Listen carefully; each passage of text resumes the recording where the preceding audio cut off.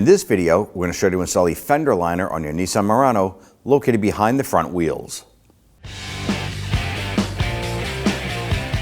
So let's go ahead and use our 21mm socket to loosen and remove these lug nuts.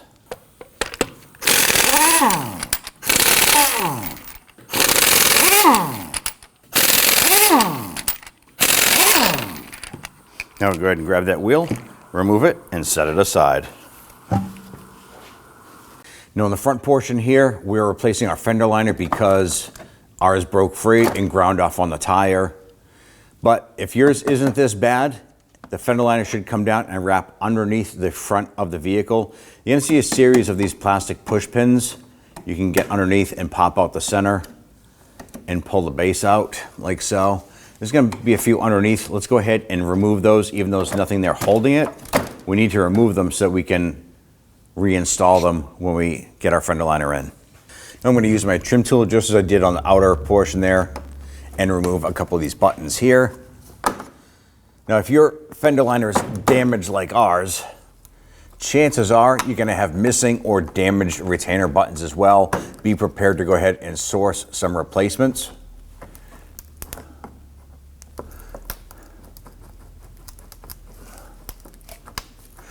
Our buttons are just corroded, like just from sand and the previous damage here. So we're gonna end up replacing some of these. And this one here is installed, but it's not even through the liner. Just holding the lower air dam on.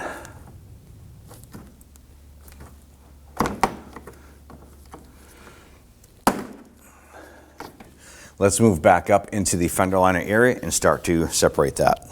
In the bottom section here is going to be a plastic retainer. Use your trim tool, pop that out.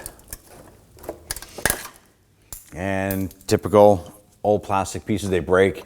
Now this would normally have another plastic button right here. Ours is missing, as well as further up top.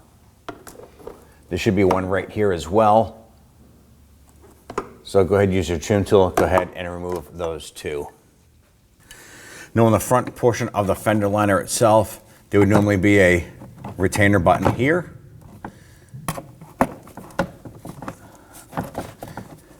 And it seems like on our particular vehicle, we have a bunch of mismatched trim buttons here. This car has been an accident and pieces and parts have been replaced, but use your trim tool. They should have a center button on them. Remove these here and then just continue up and around. Now there's one right up top here.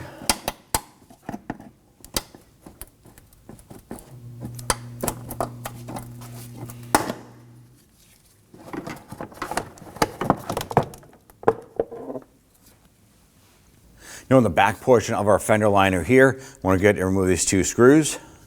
I do believe from the factory they were Torx bit, but there is a Phillips head one in here as well. So use whatever tool that you need.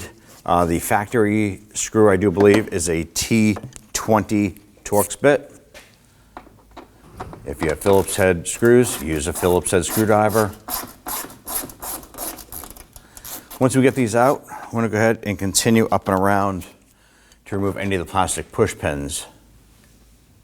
Now as you work our way further up, there's going to be a plastic push pin here, and then there should be one right here, but it's missing.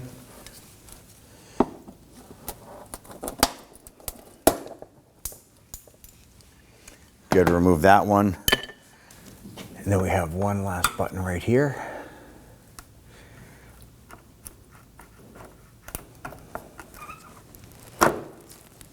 Now we can go ahead and start to pull that liner down and out.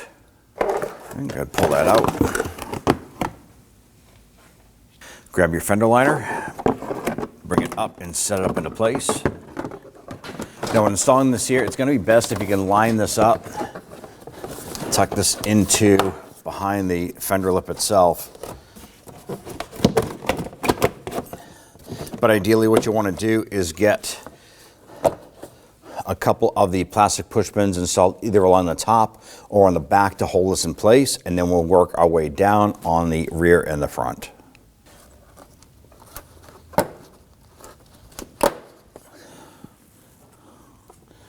All right, let's move inward here. All right, now we have a couple in here. Let's go ahead and move to the inboard portion. We'll install a button back here, and then we'll go around the top towards the forward portion. We're going to work from the top crown down.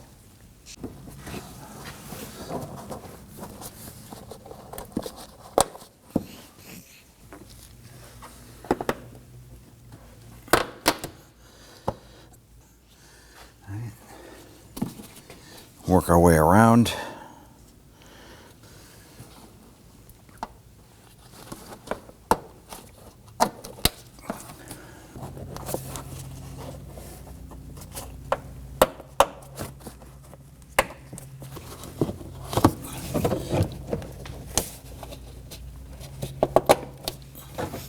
Follow the liner down around the front.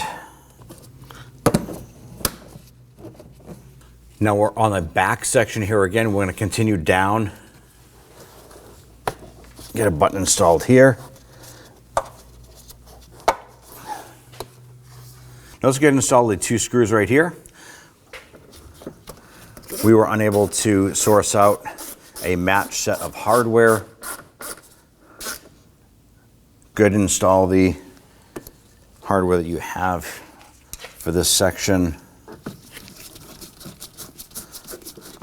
Good, snug that down. Now let's go ahead and raise up the vehicle. We have a couple push pins on the bottom we need to finish up with. Now in the back section here, you want to make sure that the fender liner is popped out. That goes on the outside of that hole. Line that up and go ahead and get your push pin installed.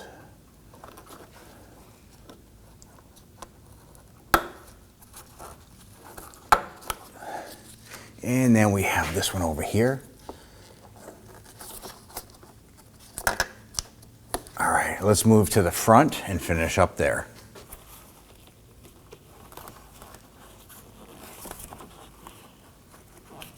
All right, once we have that in there, let's work our way around. All right, get our button installed here. Now what you want to do is you want to follow the splash shield up and over. Now chances are if you have the center splash shield over the engine, it's going to attach up into here. You want to go ahead and make sure you can get these pieces attached to that center splash shield. Install your wheel and you're all set. Good, grab that wheel,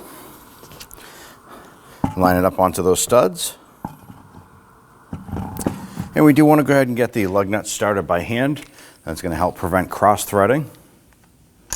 And once we get them all started, we can come on back and snug them down.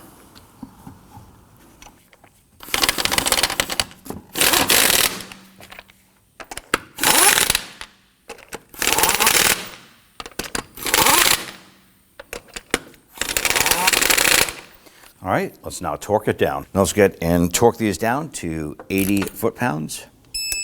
When doing this here, it's best to do it in a crisscross or star pattern.